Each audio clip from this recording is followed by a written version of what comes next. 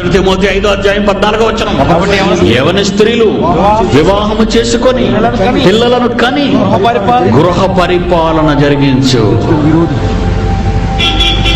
నిన్ను నిందించటానికి, నీ పిల్లలను నిందించటానికి విరోధికి అవకాశం ఇవ్వద్దు.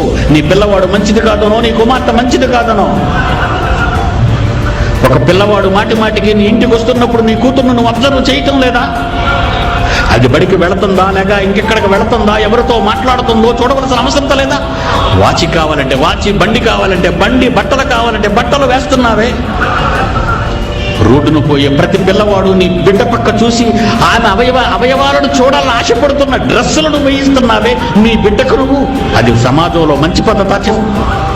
దేవుని జ్ఞానంలో నీ పిల్లలను పెంచకుండా అర్ధనగ్న వస్త్రాలతో నీ వస్త్రాలను నీ పిల్లలకు కొని ధరింపచేసి పురుషుల మధ్య నువ్వు నడిపిస్తున్నావు అంటే ఆ బిడ్డను చూసి ఎందరూ మతి చలించుకుంటారో నీకు తెలుసా?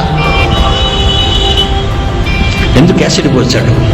ఎందుకు ఎన్కౌంటర్ జరిగింది? మీరు ఆలోచించండి.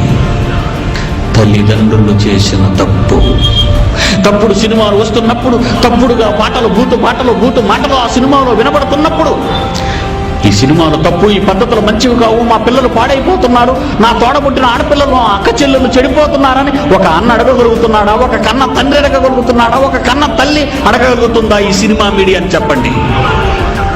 ఇష్టం వచ్చినట్టుగా బరితెగించి సినిమా ఇండస్ట్రీ అటది. ఈరోజు దాని పేరేం పేరండి? సినిమా ఇండస్ట్రీయా? ఒకరోజు ముఖానికి రంగులు పోసుకుని నాటకం ఆడేవాళ్ళని భోగం వాళ్ళు అనేవారు.